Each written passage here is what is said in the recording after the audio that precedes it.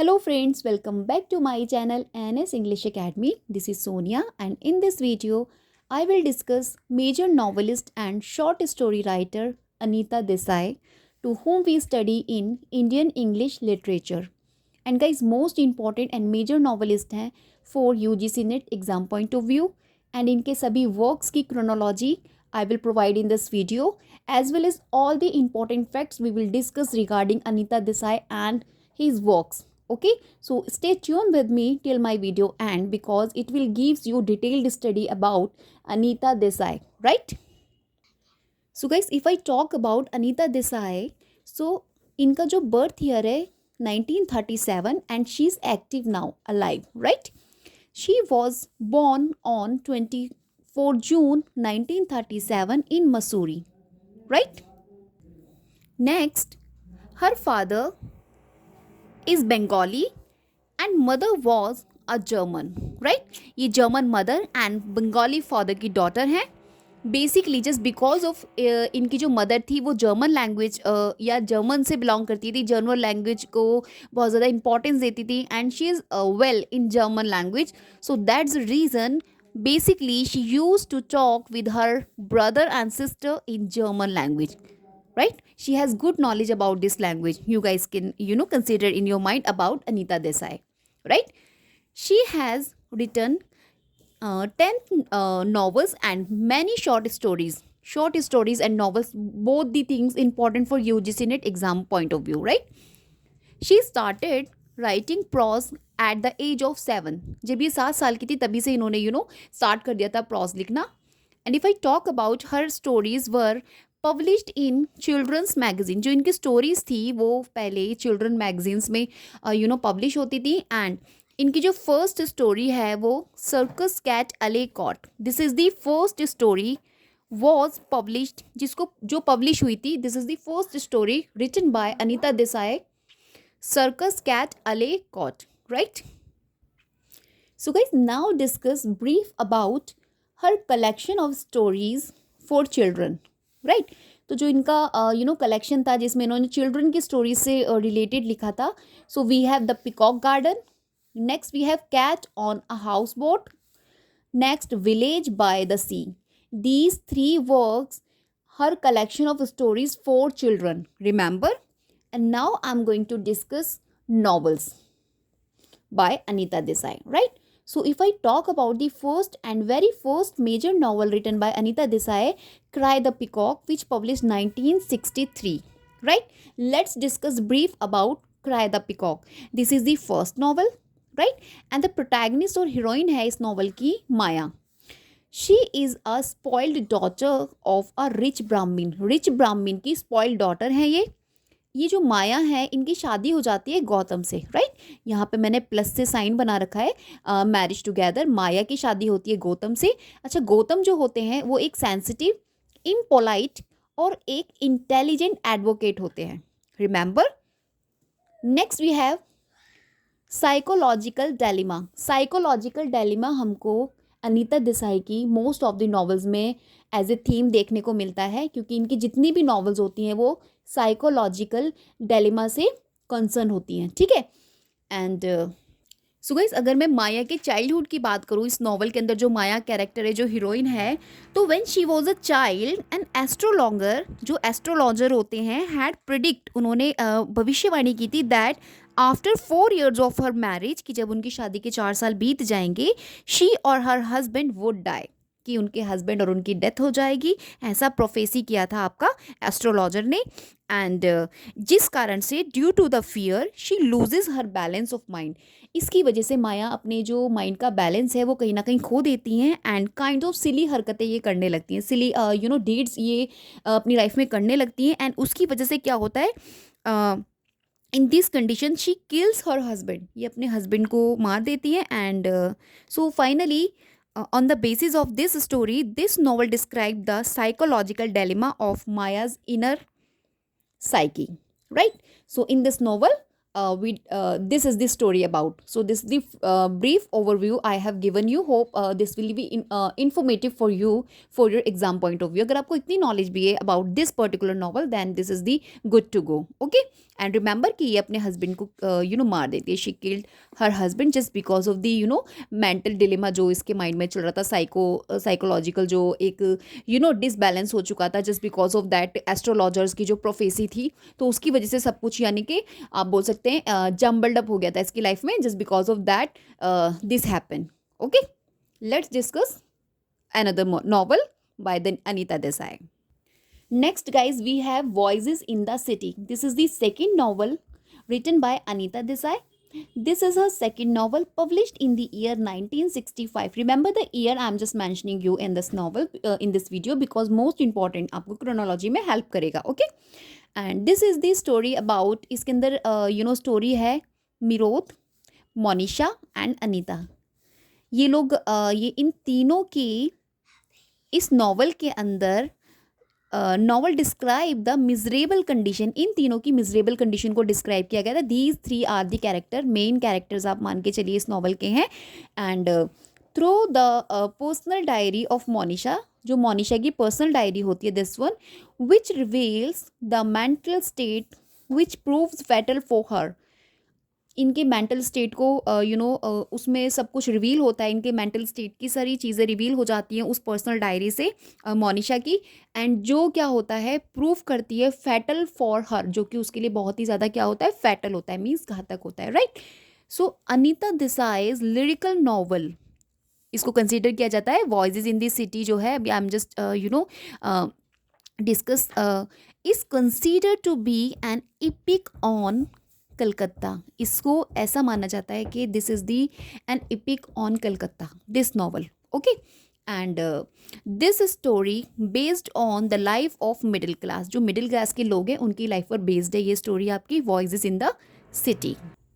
Now guys, I'm gonna discuss Bye Bye Blackbird. This is the third novel written by Anita Desai and published in the year 1975. Remember, right. इस novel के अंदर Indian condition के बारे में बताया गया है एंड इसको सेट किया गया है settled in London. Right. So guys, ये जो इनकी नॉवल है बाय बाय ब्लैकबर्ड डिस्क्राइब करती है the condition of Indians who have settled in London. जो क्या होते हैं, लंदन सिटी में सेटल्ड हो जाते हैं. एंड जो अदित और Dev, right, these two are the characters in this novel. Main character जिनकी स्टोरी आपको इसमें बताई गई है कि ये लोग जब आदित्य एंड देव ये लोग क्या करते हैं, ये लंदन जब शिफ्ट हो जाते हैं तो they face so many problems, alienation की problems. Right, facing problems of alienation होता है ना, किसी दूसरी आप कंट्री में जा रहे हैं एंड वहाँ पर आप अपने आप को सेटल करने की कोशिश कर रहे हैं, but you have no one there to whom you guys can say कि he is my own. right. तो एक kind of alienation you have to face, क्योंकि कुछ भी आपके rituals नहीं होते वहाँ पे. जो भी चीज़ें हमारी एक पर्टिकुलर हमारी कंट्री से जुड़ी होती है, वहाँ पे हमें दूसरी अनदर कंट्री में वो सब कुछ नहीं मिलता. सो एक काइंड ऑफ alienation की आपको फीलिंग्स आने लगती है. सो this is the novel about. इस नॉवल के अंदर अनीता देसाई ने बिल्कुल सेम यही सिचुएशन बताई है कि किस तरीके से ये जो कपल हैं ये जाते हैं लंदन सिटी में एंड अपने आप को सेटल करने की कोशिश करते हैं, but they have faced so many problems there. Right. And guys, next I'm going to discuss where shall we go this summer. This is the fourth novel written by or published in 1975, written by Anita Desai. Okay, this novel shows psychological condition of Sita. यहाँ पे सीता की story दिखाई गई. सीता कौन है? Sita the protagonist of the novel. इनके सीता के mind की जो साइकोलॉजिकल कंडीशन है उसको रिप्रेजेंट किया गया है इस नॉवल के अंदर. एंड इसके साथ साथ यहाँ पे ये भी दिखाया है इस नॉवल में कि people are busy in earning and spending. कि लोग क्या करने में बिजी हैं, they are just busy in earning and spending. कैसे कमाएं और उसको कैसे खर्च करें. This is the life about. और नो मिशन ऑफ लाइफ. इसके अलावा उनकी लाइफ में कुछ भी मिशन नहीं रहता है कि उनको कुछ और लाइफ में करना है. No, nothing they will have to do. They only earn and then they spend their money. This is the life about. So यही स्टोरी इसके अंदर बताई गई है, where shall we go this summer, which is considered fourth novel written by Anita Desai, published in the year 1975. Next we have Fire on the Mountain. This is the novel by Anita Desai, published in the year 1977. Guys this is the fifth novel bye Anita Desai. साहित्य अकादमी award winning novel है आपकी fire on the mountain. Story of the novel about the Indian life and specially stages of old age. जब आप एक old stage में आते हैं Indian life के अंदर, तो आपकी लाइफ में क्या होता है, what's happening in your life and किस तरीके से आपकी लाइफ स्पेंड होती है। This is the story about fire on the mountain. Most important story है, एंड अगर आप इसको स्टडी करेंगे then you completely lost in this story. Okay, and this novel tells set tell of three women तो नहीं है actually, female characters की यहाँ पे तीन स्टोरीज कहानी के थ्रू हमें बताया गया है कि जो नॉवल है इसमें थ्री जो फीमेल कैरेक्टर्स हैं उनकी एक टेल बताई गई है, राइट। तो ओल्ड एज की, तो गाइस जो ओल्ड एज है यहाँ पे सबसे जो बड़ी उम्र की एक फीमेल कैरेक्टर है वो है Nanda Kaul, right. Next we have Ila Das. Ila Das ये क्या होती है, इनकी एक गाइज ये इनकी ना कॉलेज फ्रेंड होती हैं। ईला दास जो होती है इनकी अच्छी फ्रेंड होती हैं, and wrapped and killed at the end. इनका रेप कर दिया जाता है एंड उसके बाद इनको मार दिया जाता है, इस पर्टिकुलर कैरेक्टर ईला दास को, right. And Nanda's granddaughter, इसमें एक नंदा की ग्रैंड डॉटर भी होती है Raka, right. So this is the story about. तो इसके अंदर कहीं ना कहीं मतलब इस नॉवल के अंदर दिखाया गया है कि विमन किस तरीके से ऑपरेस्ड हो रही है, एंड उसकी फीलिंग को no one try to understand कि what exactly is happening with that particular female character, and no one come to help her, right, in that particular situation. So this is the story about fire on the mountain, and this novel guys divided into three parts. Remember the information I'm just giving you regarding this novel, क्योंकि these are the fact आपसे examination के time पर आपका examiner जो होता है आपसे question put कर देता है, right. Here guys I prepare for you Anita Desai's major works in chronology. आपको बहुत हेल्प करेंगे, एंड प्लीज़ इनका आपको नोट बना के रखना है अपने पास, so that you guys during your examination आप इजीली इसको वेल कर सकें, right. So this is the list, and first we have cry the peacock, Anita Desai की 1963 नॉवल है। Voices in the city 1965। Then we have bye bye blackbird 1975 और 1971। Guys यहाँ पे ना मुझे ईयर को लेके कुछ लिल बिट कन्फ्यूज़न है, सो आप प्लीज़ देख लीजिएगा, क्योंकि कहीं पर इस वर्क को 1975 एज ए पब्लिकेशन दे रखा है, एंड अनदर प्लेस यहाँ पर आपको 1971 दे रखा है। So you will have to देख लेना, चेक कर लीजिएगा, otherwise in my further videos मैं आप लोगों को कंफर्म कर दूंगी कि पर्टिकुलरली ये जो आपकी वीडियो है मींस ये जो आपकी नॉवल है वो बिलोंग करती है इस पब्लिकेशन से और this one, okay. Where shall we go this summer 1975, fire on the mountain 77, games at twilight 1978। Next guys we have peasant struggle in India 1979, clear light of day, most important Bim Raja, these are the character we studied, है ना, इन this novel. बहुत अच्छी हमने अपने masters में भी पढ़ी थी, तो 1980 में है इनकी इसकी पब्लिकेशन। एंड गाइज इसके बाद है इनकी the village by the sea, most important exam में पूछा भी जा चुका है एज ए टाइटल आपसे क्वेश्चन, ये 1982 इसका पब्लिकेशन है। Next we have in custody, अभी मैं इन कस्टडी की आपको थोड़ी समरी बताऊंगी, ब्रीफ ओवरव्यू दूंगी further, right. This is the publication 1984। And next we have journey to Ithaca 1985, okay.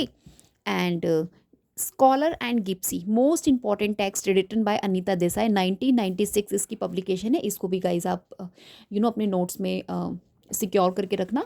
Feasting fasting next we have 1999, diamond dust 2000, and artist of disappearance, this is 2011, and this is the Rosa Rita, more recently published, ये भी इनकी more recently work है, सो इसे भी आप mind में रखिएगा, क्योंकि कुछ नहीं पता मेजर नॉवलिस्ट के माइनर वर्क से भी क्वेश्चन आपको मिलते हैं, एंड माइनर राइटर के मेजर वर्क्स आपको दिए जाते हैं, तो please make a note of it, right.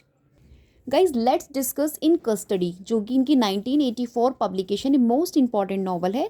Novel about decline of Urdu language, Urdu language के डिक्लाइन को लेकर ये नॉवल है, क्योंकि एक टाइम ऐसा था once it was the court language of the Mughals, Mughal की कोर्ट लैंग्वेज कंसीडर की जाती थी उर्दू, बट नाउ लेकिन बाद में क्या हुआ, gradually it ruled over, right. इसका रूल्ड क्या हो गया, ओवर हो गया, and the hearts of the people, कभी ऐसा होता था कि ये लोगों के दिलों में होती थी ये नॉवल, जो ये जो आपकी उर्दू लैंग्वेज है, but guys now it losing its charm, right. So in this novel हमने यही इस नॉवल के अंदर यही स्टोरी है. एंड लेट्स डिस्कस देवन शर्मा जो कि इसके प्रोटैगनिस्ट हैं नॉवल के. ये एक मिडिल क्लास से बिलोंग करते हैं. बेसिकली लेक्चरर हैं ये इन लाला राम लाल कॉलेज में, जो कि आपका मीरापुर में है. एंड मुराद इनके कॉलेज फ्रेंड होते हैं, ये भी इंपॉर्टेंट कैरेक्टर है. And Noor Noor the Urdu poet होते हैं जिनसे मिलने की इच्छा इनकी होती है नॉवल के अंदर. एंड तो गाइस इस नॉवल के अंदर यही बताया गया है कि जिस तरीके से उर्दू लैंग्वेज है इसका एक जो इसका एक्सिस्टेंस था वो एक तरह से धीरे धीरे एकदम फिनिश्ड होता जा रहा है. तो just like in that manner जो जो पोइट थे, उर्दू पोइट थे, उनकी भी लाइफ कहीं ना कहीं डिक्लाइन की जा रही है, उनकी इंपॉर्टेंस को भी डिक्लाइन किया जा रहा है. जैसे कि लैंग्वेज को डिक्लाइन किया जा रहा है क्योंकि वो उसी लैंग्वेज से बिलोंग करते थे. कभी एक समय था जब उनको लोग बहुत ज़्यादा पसंद करते थे, लेकिन अभी क्या हो रहा है, उनकी जो एक जो पहचान थी, everything has finished now by the large. धीरे धीरे सब कुछ मतलब क्या हो गया, अभी चेंज हो गया है. तो this is the story about in custody. तो इसके अंदर यही बताया. और ये जो आपके देवन होते हैं इसमें इनका स्ट्रगल दिखाया गया है किस तरीके से इनसे नूर से मिलने के लिए, the great poet of Urdu, इनसे मिलने के लिए इनको कितने स्ट्रगल्स फेस करने पड़ते थे and kinds of problems he has to face. तो this is the story about in custody, right. So guys if I just talk about the Anita Desai, देखिए अनीता देसाई जो थी always tries to show the psychological state of her character. ये अपने character के psychological state के बारे में ज़्यादा इंपॉर्टेंस देती थी, क्योंकि because she thinks that the inner life of man and women decides his और her character rather than the external condition of life. आप बाहरी कैसे दिखते हैं, कैसे बात करते हैं, this is not important. Important is that your inner appearance, कि आपका इनर अपीयरेंस क्या है, आपका जो इनर थॉट प्रोसेस है वो क्या है, आप कैसा सोचते हैं. दिस इज़ दी अनीता देसाई जो इस चीज़ को ऑब्जर्व करती थी. And most of the novels में आपने देखा होगा कि इन्होंने सभी कैरेक्टर्स के, अपनी प्रोटैगनिस्ट के साइकोलॉजिकल स्टेट के बारे में ज़्यादा इंपॉर्टेंस देते हुए स्टोरी को आगे अपने रीडर्स के सामने रखा है, राइट. एंड गाइस जो अनीता देसाई हैं ये पता है अफेक्टेड थी बहुत ज़्यादा man and women relationship at home and none of her characters are happy, ऐसा इनका मानना था. अनीता देसाई का एक्सपीरियंस था, right. And she uses symbols and images to describe the suffering of mind. Suffering of mind, mind का किस तरीके से आपका माइंड किस स्टेज पे सफ़र कर रहा है, तो इसको डिनोट करने के लिए, रिप्रेजेंट करने के लिए Anita Desai symbol and images का यूज़ करती थी अपनी नॉवेल्स में, अपने वर्क्स में, सो दैट ये अपने रीडर्स के बीच में इनरिच कर सके जो भी इनका जो कॉन्सेप्ट है उसको, right. And she was awarded with साहित्य अकादमी अवार्ड, जैसे कि मैंने आपको बोला था, इन 1978 में. And she was also listed for the Booker award, listed किया गया था, इनको बुकर अवार्ड के लिए मिला नहीं था. एंड रिमेंबर जो मैंने आपको भी बताया, मोस्ट इंपॉर्टेंट फैक्ट है अनीता देसाई के regarding. So please make a note of it guys. If you are watching my video and you not subscribe my channel, so please you have to subscribe my channel so that you guys can get further informative information on my channel. Okay, till then bye bye, have a great day.